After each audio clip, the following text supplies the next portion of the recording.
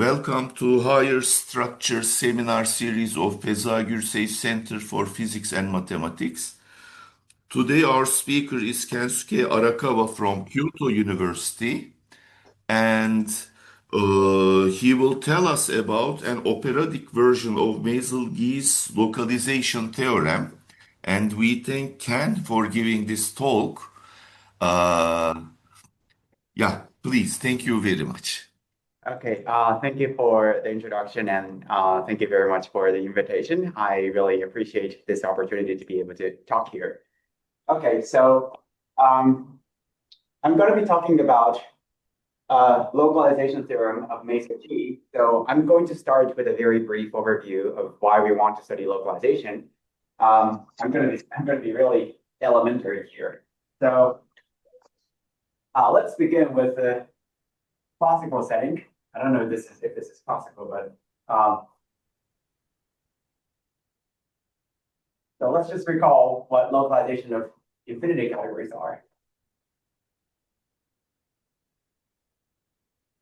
So to define localization of infinity categories, I will start with something called relative infinity categories. So these are pairs where C is an infinity category and W is a subcategory containing all equivalences. And if I'm given a relative infinity category, I can define the localization of C at W. So the localization of C at W is a functor C to dW inverse, which is universal among the functors that inverse morphisms in W.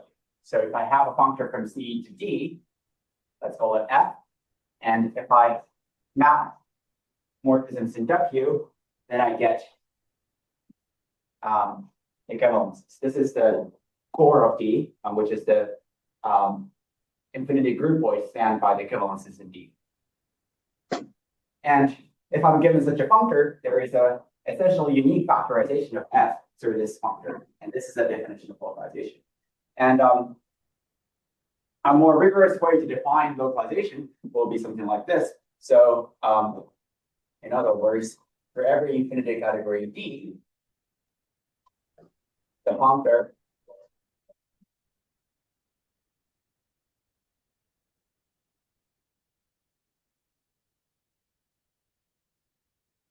from this infinity category to this infinity category, given by the precomposition with this functor, is fully traceable.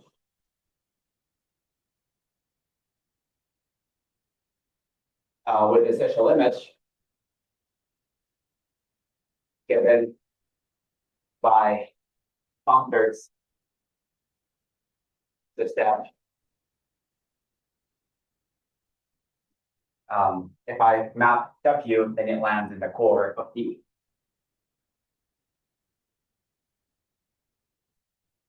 And this is a very algebraic definition, but it turns out that this is really interesting.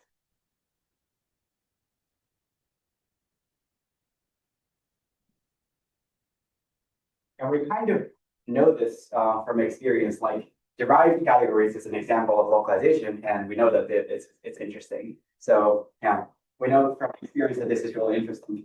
Another interesting example would be something like, if I have the category of topological spaces, and I invert weak homotopy equivalences, then this infinity category already knows the mapping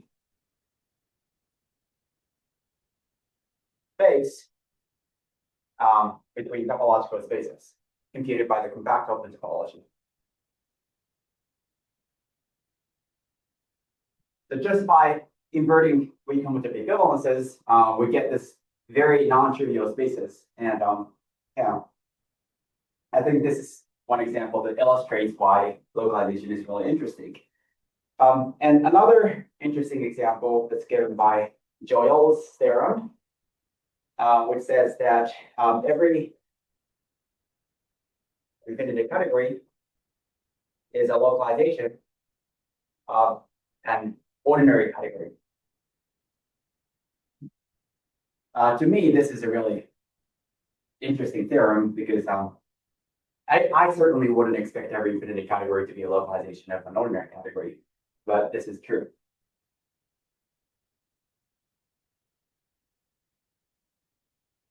And another interesting fact about localization is Barwick and Kahn's theorem, which says that, well, let's write rel cat for the category, ordinary category of ordinary relative categories. So ordinary relative category is a pair CW, where C is an ordinary category. And if I have a relative category, I can localize at morphism CW, which I will call weak equivalences. So I can localize weak equivalences to get an infinity category.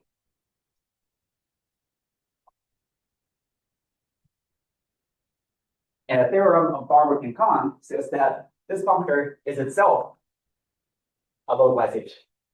So this is something like a strengthening of Joyel's theorem. So Joyel's theorem says that this functor is essentially surjective, and Barwick and Kahn's theorem says that this is not only just an essentially surjective functor, it's actually a localization. Okay. And localization is not only just interesting, it is also useful. And why is it? Well, if I can show that a certain infinity category is a localization of another infinity category, then constructing a functor out of C is really easy, because it may not be easy, but it's somehow easier than constructing a functor directly out of C. For instance, if I know that certain infinity category is a localization of a ordinary category, then constructing a functor between infinity categories reduces to the problem of constructing a functor between from an ordinary category to an infinity category, which is much easier than constructing a functor between infinity categories. And another reason why it is useful is that various categorical constructions can be performed inside here with some care, and that's why we care about homotypical limits and homotypical limits and stuff like that. Okay, so that's the review of localization of infinity categories. And now I want to define localization of infinity operas.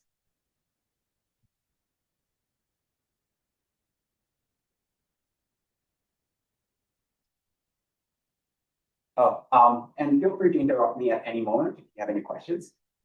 Okay, so I want to define localization of infinity operas. And just to recall that an infinity operad is something like an infinity category, but in which maps are allowed to have multiple limits. So in general, an arrow would be depicted by a picture like this. And if I want to compose such arrows, then I just have to concatenate,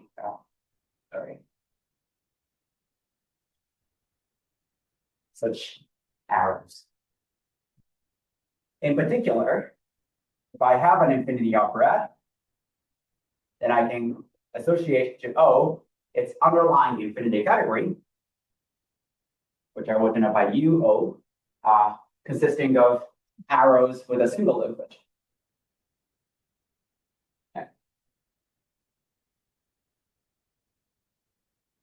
Okay. And now that we know what infinity operas are, we can now define relative infinity operas. The definition is really easy. So a relative infinity opera is a pair OW, where O is an infinity operad, and W is a subcategory of the underlying infinity category of O containing localizations.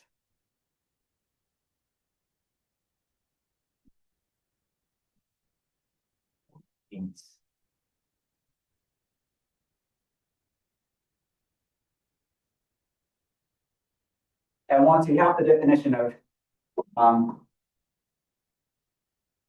relative infinity operas, I can define the localization of relative infinity operas.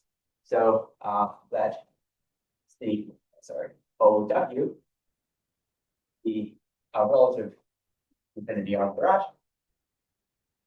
Then the localization of OW is a functor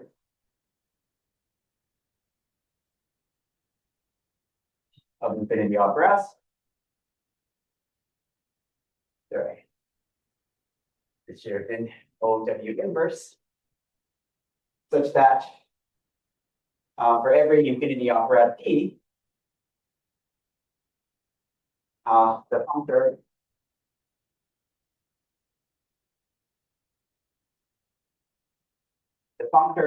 this is an infinity category of functors from OW inverse to P to this functor category is fully fixable.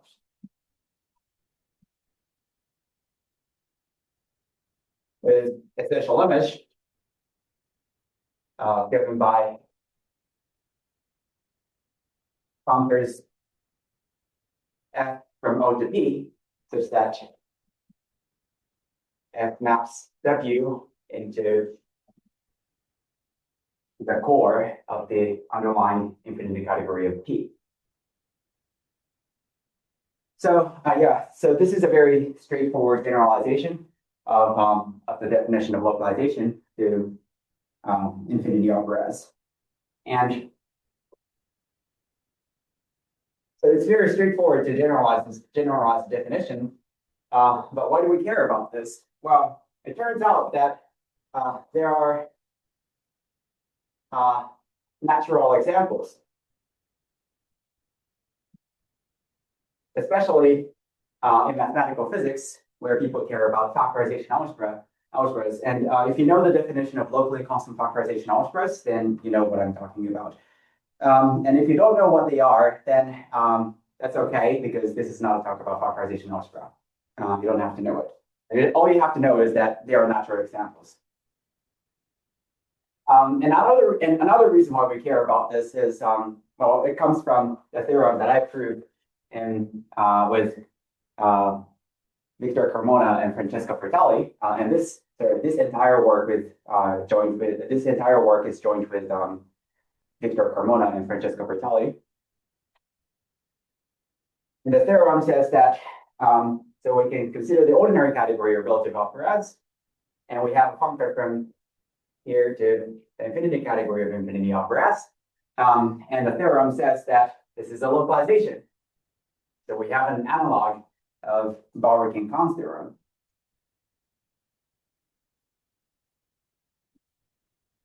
We proved this last year. And another reason why we care about this, well, this actually has to do with the first point, but colimits in this infinity category can be computed as the localization of something called operatic Grothendieck construction. So if you know how to compute colimits in colimits of infinity categories, then you will, this should ring a bell with you, because in order to compute colimits in cat infinity, you take the Grothendieck construction and then you localize at copartition edges. And here we have the same thing, and this will appear soon. Yeah. Okay, so that's the definition of localization of infinity operads.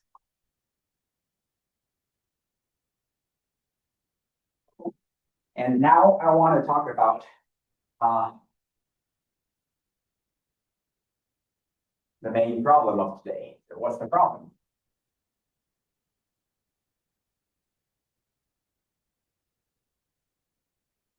Okay, so the problem is that even though localization is really, really interesting, showing that a functor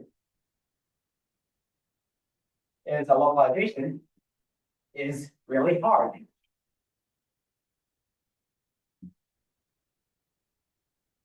And somehow, surprisingly, a surprising fact in homotopy theory is that if you have a functor that looks like a localization, then it almost always is. It almost always is a localization, but that's not a theorem. That's just a heuristic. If you are really careless about this point, you can easily be misguided. So I have a favorite example. So consider the category of disks, n-dimensional disks. So this is an ordinary category whose objects are finite disjoint union of Rn. So S is a finite set. And maps are just embeddings. And this is an ordinary category. And I can also consider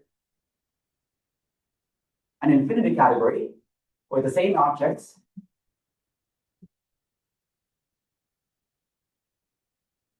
and same maps,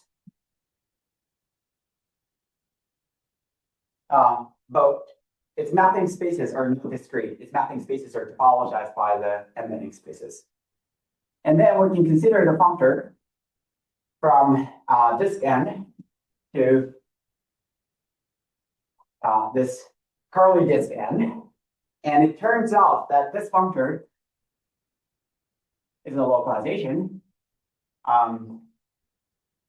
in the topological category.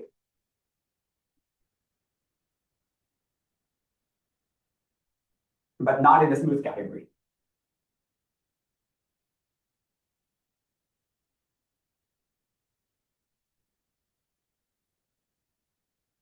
So you really have to be careful about when you really need some kind of machine to actually show that a certain functor is a localization. You can't really be careless when you say that a functor looks like a localization.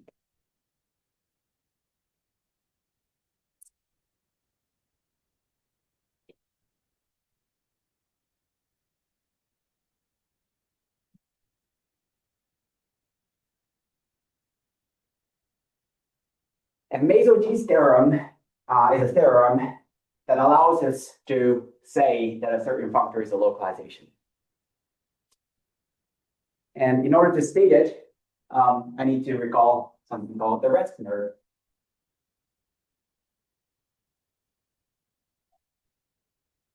So rest nerve is a functor from the infinity category of infinity categories to the infinity category of simplicial spaces. And what does this functor do? Well, it carries an infinity category to the simplicial space whose simplicial space of composable arrows in C. So recall that this simic in the exponential means that taking the subcategory of equivalences. So its nth space has as its objects n composable arrows in C, and its morphisms are these ladder-shaped diagrams whose vertical arrows are equivalences in C. All right, and by a theorem of Resk, this functor is fully faithful, and it has a it has a left adjoint, which I will denote by cat for categorification. And since n is fully faithful, by abstract nonsense, the counit of this adjunction has to be an equivalence. So if I have an infinity category C, applying n and then cat gives you what you just put in here. And what it says, essentially, is that if you want to know an infinity category, all you have to know is the rest nerve, right? You can recover C from the rest nerve.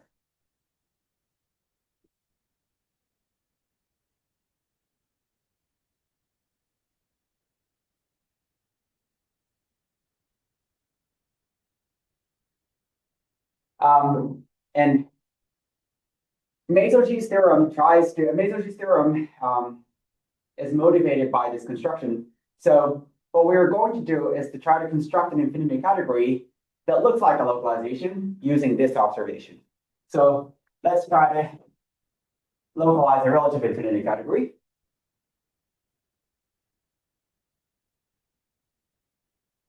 And then what we're going to do is to first construct something like a replacement of the rest node.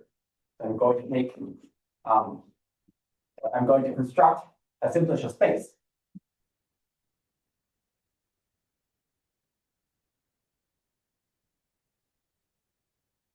And how do you do it?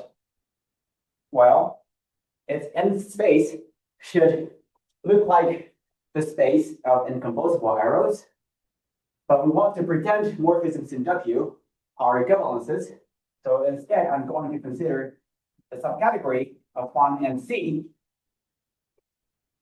consisting of the natural transformations whose components lie in W. So its objects are still incomposable arrows in C, and its morphisms are these ladder-shaped diagram whose vertical arrows lie in W. Okay, and if you think about it, you will notice something different from here, which is that this isn't an infinity. This is not an infinity groupoid, because morphisms in W are generally non-invertible. So if you want to get a simplicial space, then I have to somehow make this into an infinity groupoid, and there's a universal way to turn an infinity category into an infinity groupoid, which is a classifying space. So just to recall, B is the left hashing to the inclusion. Okay, so now we have something that replaces rest nerve. And what are we going to do? Well, I can apply the categorification functor to this simplified space. And this is the closest replacement that we get from CW by mimicking this construction. So certainly it should have something to do with the localization. And Mazel Gee's theorem says that it does have something to do with the localization.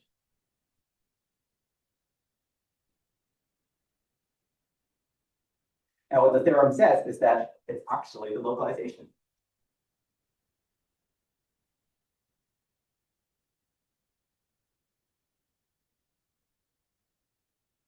More precisely,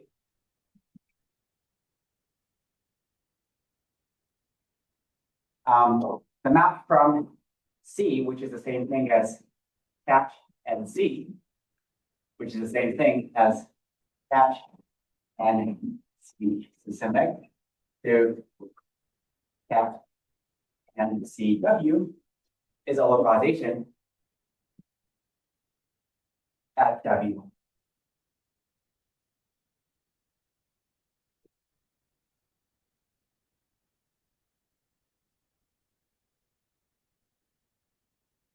Okay, and I think this is a really interesting theorem because I wouldn't expect this naive construction to actually compute the localization, but it actually does. So this is my favorite theorem. And as a corollary of this, we obtain a very useful criterion to detect localization. So let CW be a relative infinity category, and let F be a functor with, if I map W, then it lands in the core of D. And suppose that the map from here to here is an infinity groupoid completion.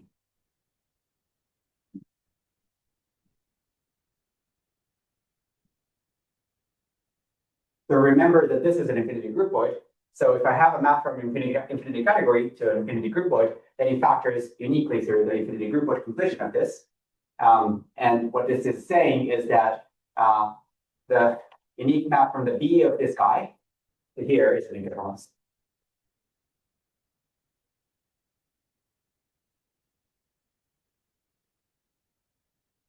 And under this assumption, F is a localization.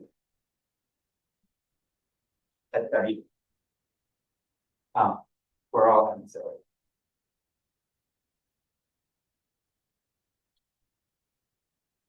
And why is this? Well, the assumption says is that the operatic rest nerve, sorry, not operatic, is a relative rest nerve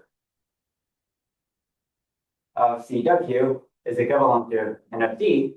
So if I apply that, I get, on the left-hand side, I get CW inverse by Mazel Gee's theorem. And on the right-hand side, I get D, because cat circ n is the identity of cat infinity, and that's it. And why is this theorem useful? Well,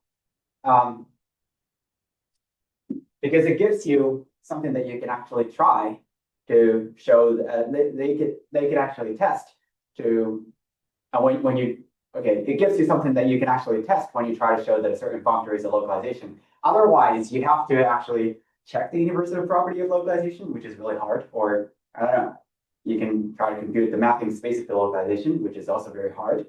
So yeah, this gives you something that you can actually test, and it's a source of a lot of non-trivial localizations. And I should also mention that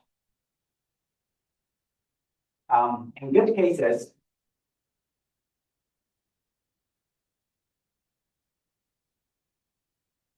we only have to show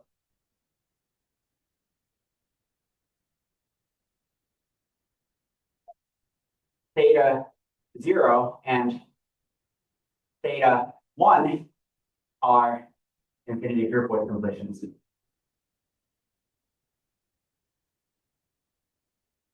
So this looks like a lot of things to check, but we only have to, in many cases, we only have to check, well, in some cases, I should say. In some cases, we only have to check this for 0 and 1, which is amazing.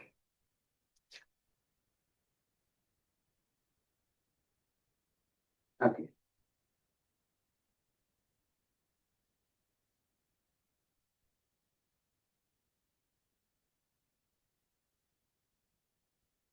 So that's Mazel Gee's theorem.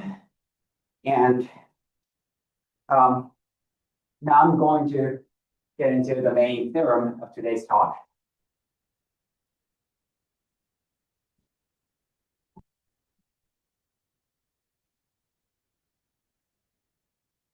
So what we did is we generalized this Mazel Gee theorem to the operatic setting. And for that, we need something like the simplest category in the context of operads, and that's known as the category of matrices, category of trees. But there are many, like millions of definitions of trees in the literature. And so we have to actually be clear about what we mean by trees. So let's define trees first. A tree consists of, a tree T consists of the following data. So first, I have a set V of vertices.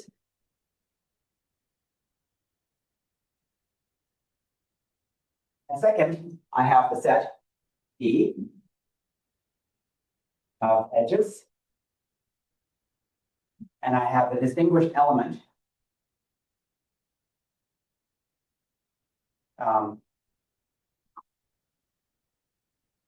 RT, which I will call the root.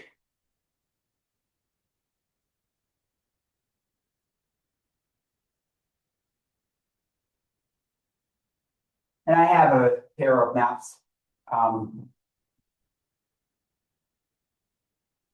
from E subtracted R to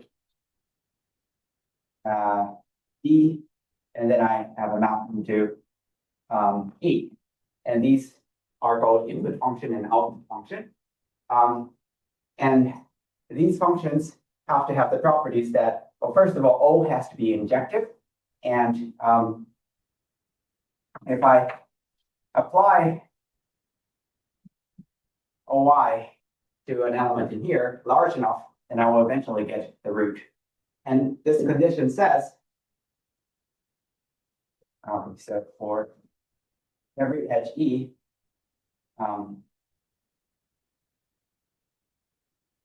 there is some K such that the iteration of this OI gives you R. And what this condition says is that our tree is connected. So we can depict a tree like this. And this is the root. Okay. And if I have a tree T, I can define the notion of a subtree. So a subtree of T is a tree S equipped with a commutative diagram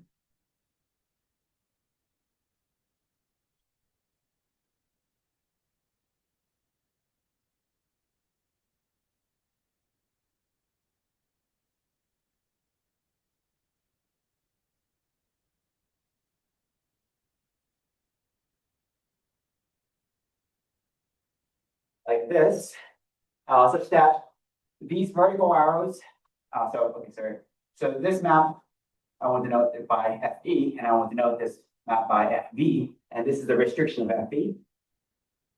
And these vertical arrows have to be injective, and this left-hand square has to be Cartesian. And what this Cartesianness says is that, well, if I have a vertex in V, if I have a vertex in T, let's say this vertex, and if it happens to lie in S, then every edge attached to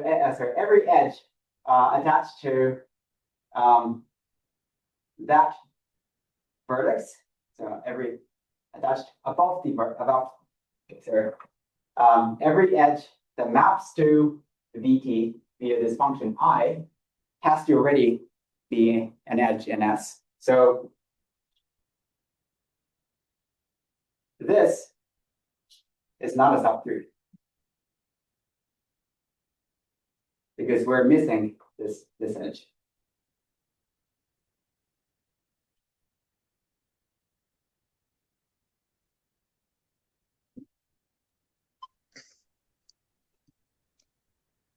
Okay.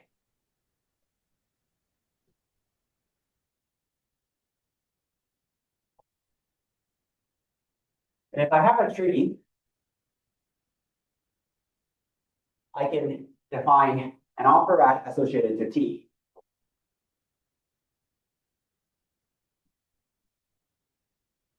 Which I will denote by bracket T. And its objects are the edges of E. And just to make it clear, so this function I associates to each edge the vertex below it, and B associates to, the O associates to each vertex the edge lying below it, lying beneath it. Okay. And a tree, if you have a tree, you can define an operad whose objects are the edges of T, and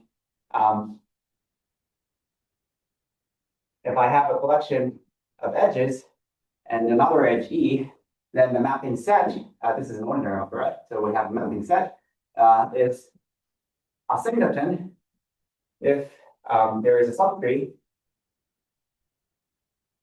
with leaves E1, EK, and root E, and this is empty otherwise.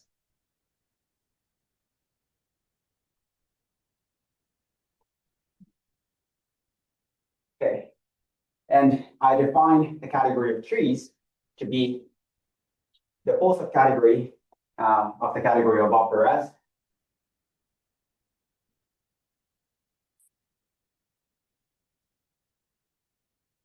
Stand by these operads, bracket T's.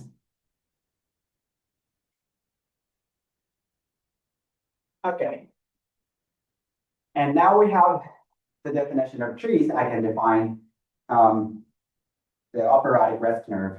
Okay, so just to make it clear, so defining the amount of operads from this bracket T to another operad O is the same thing as specifying a collection of multi-arrows that fits into this tree-shaped diagram. Yeah. So this is kind of like the replacement of the simplex category in the context of operads. And we define the operatic rest nerve to be the functor from the infinity category of infinity operads to the infinity category of tree sheaves over this category of trees, which are called dendrital spaces.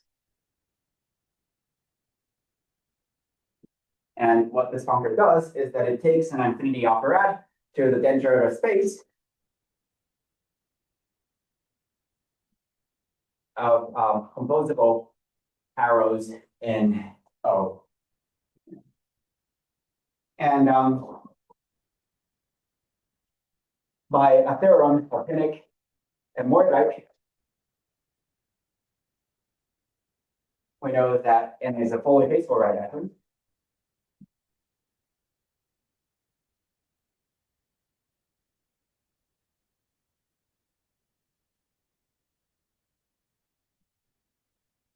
And I'm going to denote the left adjoint by the operadification functor, OPD.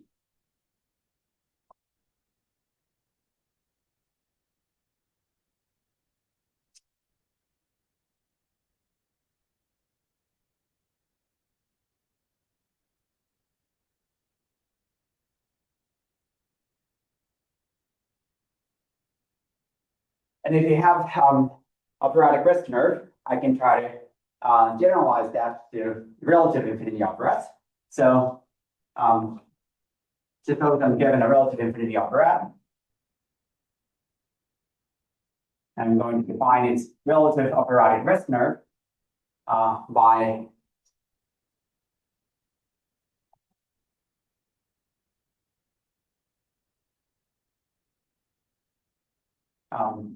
declaring that its kth component is given by infinity category. The classifying space of the infinity category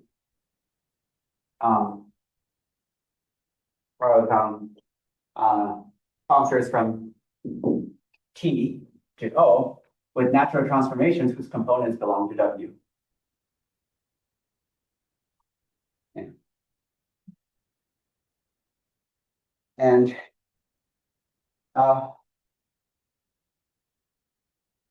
our theorem, which hopefully will come out very soon, says that if I take the operadification functor, if I apply the operadification functor to this dendrital space, I get the localization of O at W. So just like, just as in the case of infinity categories, this naive construction somehow computes the localization.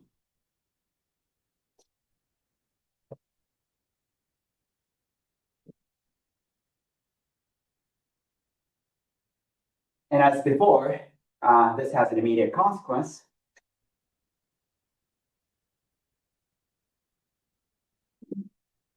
So if I have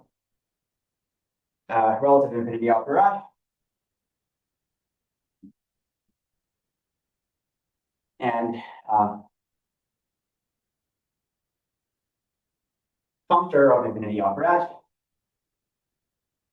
such that f of w lies inside UP, the core of underlying infinity category P, and suppose that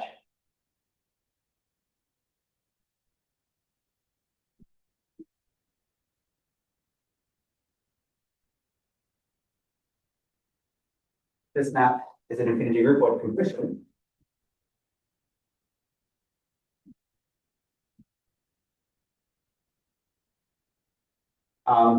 Then F is a localization at W for all P set. And in good cases,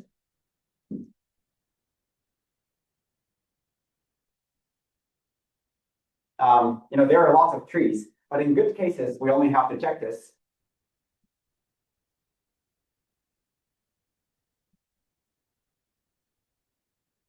for P equals eta. Eta is a shorthand for a tree with no vertices. And CK, this is the tree with a single vertex and K block 1 edges. So it looks like a lot of things to check, but in good cases, we only have to check only these trees. Yeah. And the proof of this theorem, sorry, I just erased it, but the proof of the operatic rest nerve, operatic Mazel Gee theorem, is a little bit different from, or very different from Mazel Gee's original proof, and it actually relies on another proof of Mazel Gee's theorem that I gave with Bastian Knossen, and yeah, so I should probably acknowledge Bastian too. Yeah. Okay, so so we have this generalization, and when we proved this generalization, we weren't really sure if it actually will be useful. But it turns out that it's very useful, and I'm going to try to convince you that it's useful by giving you some applications.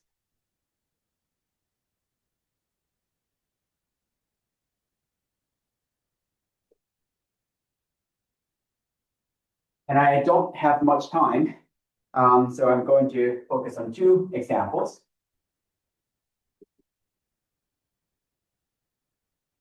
The first one is little cubes. So I hope everyone knows those little cubes operad. So En is the operad, or infinity operad, whose objects with a single object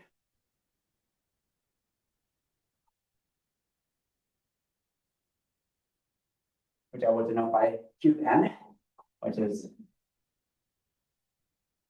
a shorthand for the n-fold product of the open unit interval. And then as a map in space, I have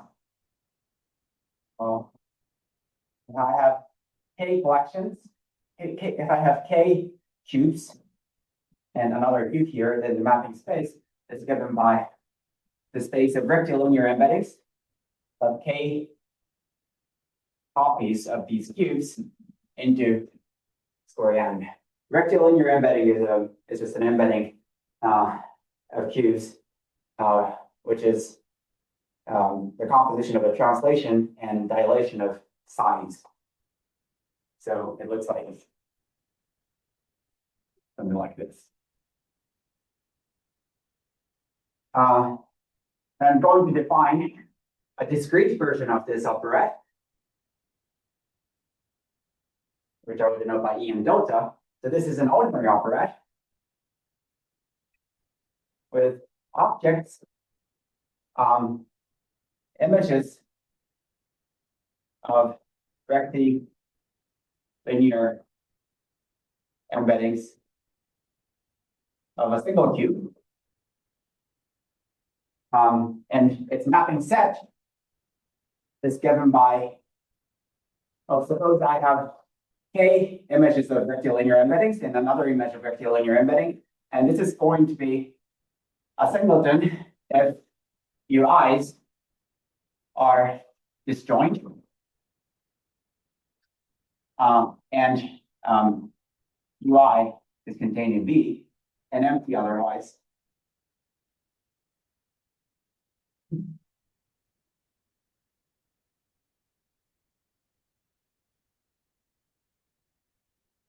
Okay, and there's a canonical map from this discrete Ian operad into this genuine Ian operad, and the theorem says that this is a localization at all morphisms.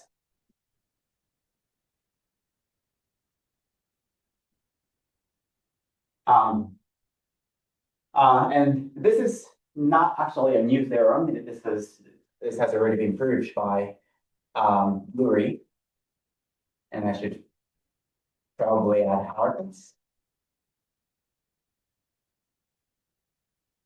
But I'm just going to mention this because it gives you a good idea about how to use Mazel Gee's theorem.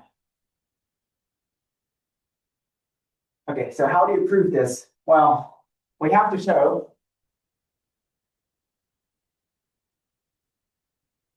that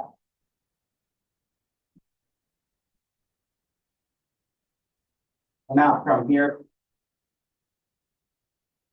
to here is an infinity group localization.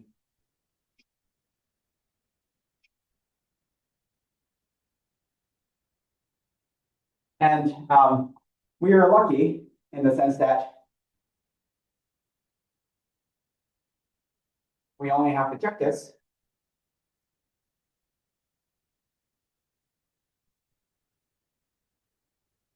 for T equals eta and CK.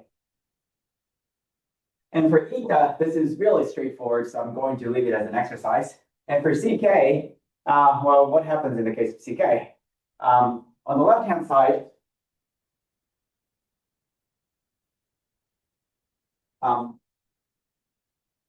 is the poset of pairs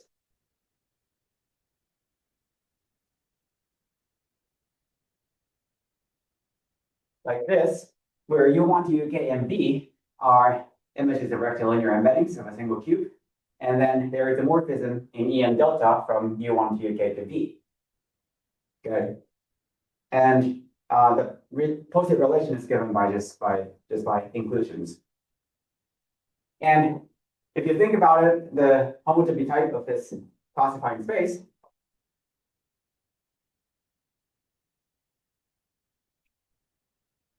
is just a classifying space of the space of configurations and the space of configuration of k points in this square n, which is the same thing as the homotopy type of the right-hand side, because the right-hand side, when t equals ck, computes the space of operation of RTK in En, which is a classifying space, which is the configuration space of this form. So this completes the proof of the theorem. And even though I said that this has already been proven by Lurie and Harkness, I really like this proof because it's much simpler than their proof. Their proof was a little bit complicated, but yeah, our proof, once we know Mazel Gee's theorem, everything reduces to the computation of this easy computation of classifying space of a certain poset.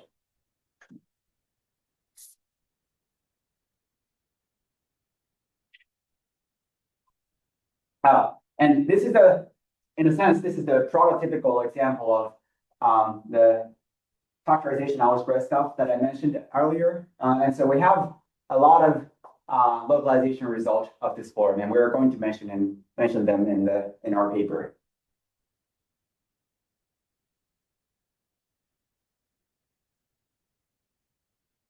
And the second example that I want to mention comes from cyclic operads.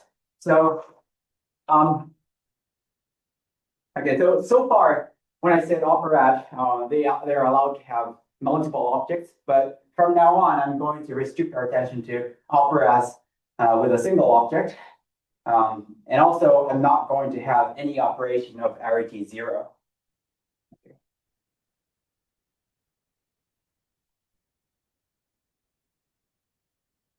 Okay, so a cyclic operad in a symmetric monoid category. Okay, so let's just recall the definition of cyclic operads. A cyclic operad in the symmetric monoid category C consists of a functor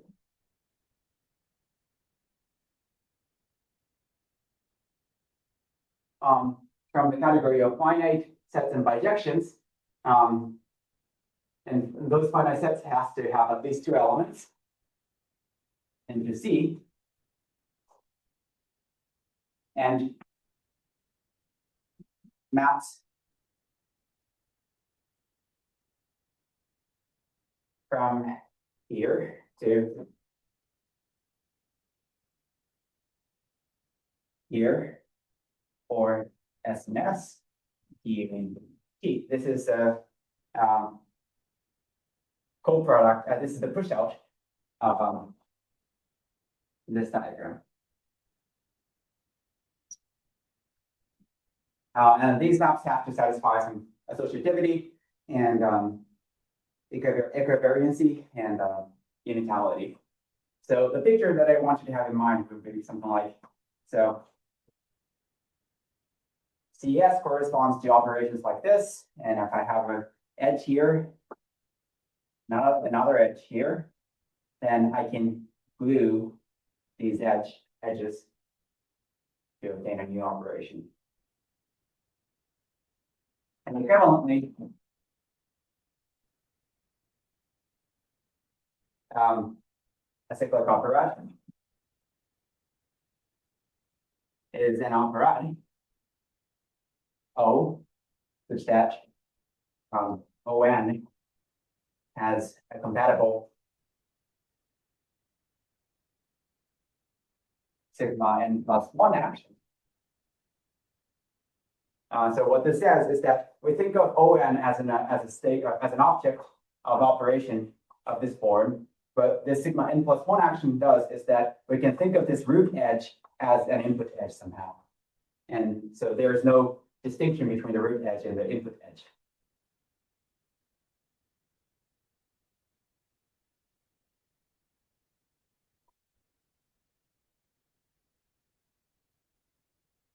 Okay, and if you have a cyclic opera, C,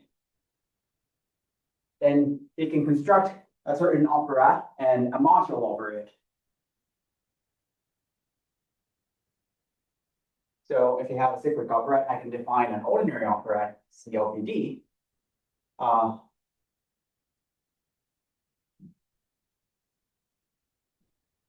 by setting POPD of n is C, sorry, should be S, is C of S plus, where S plus is S with a disjoint base point. And I can also define C mod, which is a module over this operad, and C mod of S is just C of S.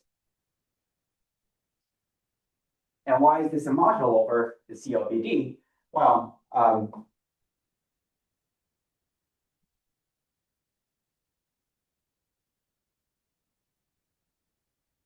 the structure map from here to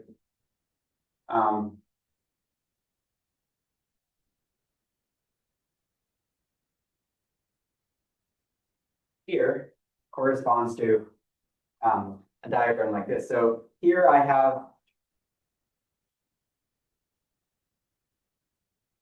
an unrooted tree with t worth edges.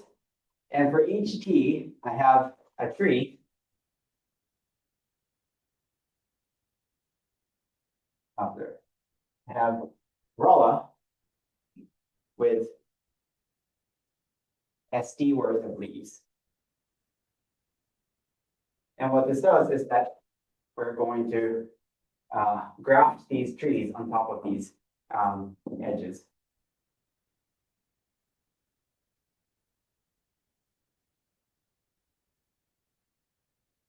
There should be 3 edges instead of 4.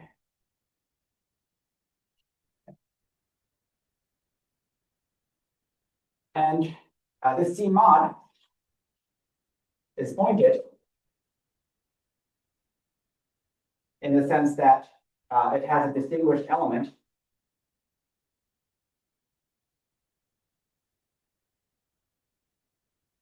given by the identity of the cyclic operator.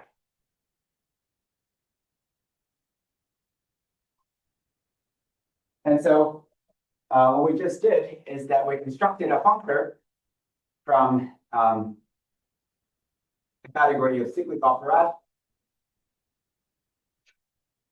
to the category of pointed operatic modules.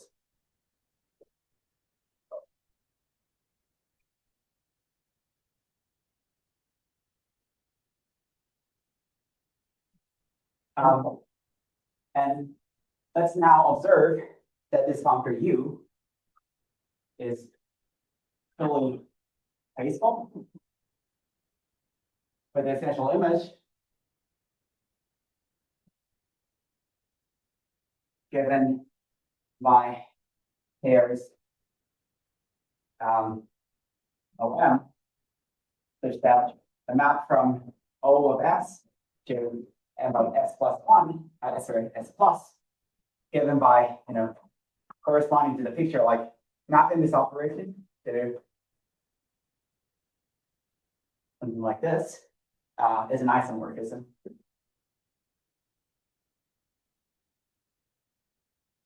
In the case of COPD and COPD and C mod, this map is an isomorphism because both sides are just C of S plus. And there's a theorem by Bill Baca,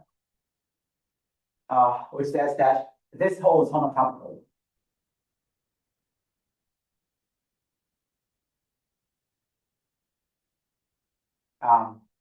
For huge chain complexes over rational numbers. And Bill Baca's original motivation was to compute the homotopy automorphism groups of Batalin-Bilkovsky cooperad. And what he did was that he realized that the derived mapping spaces is somehow easier to compute on this side. So he used this observation to compute the homotopy automorphism groups. So this is actually very useful. And what we just discovered recently is that this holds homotopically for any symmetric monoidal infinite category. So this has nothing to do with rational chain complexes. And this was surprising because Bill Baca's proof relied critically on rational chain complexes. And the rough sketch of a proof goes like this. So we define an operad for cyclic operads. In other words, we define an operad whose algebras are cyclic operads. We also define an operad for pointed operatic modules.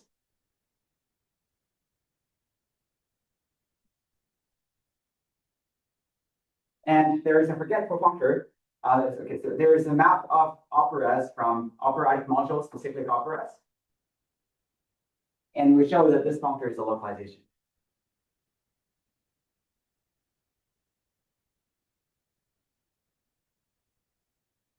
And then, since this is a localization, let's call this operad sic, and let's call this operad DOM. We get a functor from here. Well, C is an arbitrary infinity category, arbitrary symmetric part of infinity category. From here to here, and this is exactly the functor that we were looking at earlier. Yeah. So this gives you another application of operadic Mazel Gee's theorem. And so, yeah, those are the two examples that I wanted to discuss. And yeah, that's pretty much it for my talk. So the take-home message is that computing localization of operads can be very challenging, but if you encounter a situation where you have to compute localization, then try Mazel Gee's theorem because it might work. Yeah. That's it. Thank you. Thank you very much, Ken. So, any questions or comments?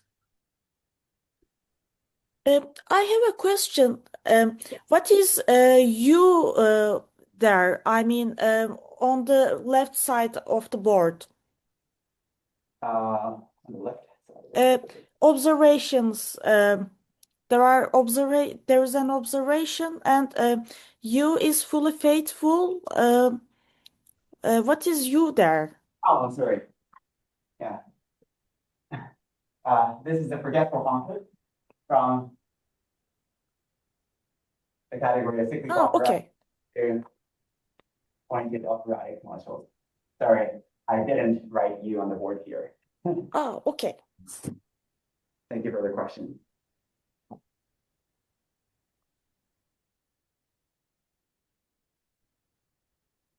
So, any more questions or comments?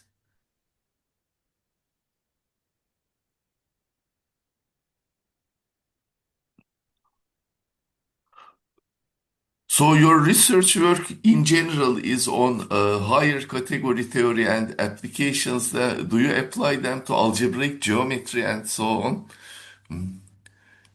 To algebraic geometry. Yeah. Well, I hope I could, but I don't. But I know next to nothing about algebraic geometry. So, unfortunately, I think there are some research. There are some part of my research that is applicable to algebraic geometry, but at the top of my head, I don't have any application in mind. Because these homotopical methods are nowadays used in algebraic geometry a lot, in especially for non-commutative schemes and such things. I mean, they work on DG categories and Yeah. infinity categories. Yeah. Okay. So, any more questions or comments? Okay, so let's thank Ken once more for this wonderful talk on higher operads and its localization theory. So 2 weeks later, we will meet again. The speaker will be from Yao Institute. What was his name?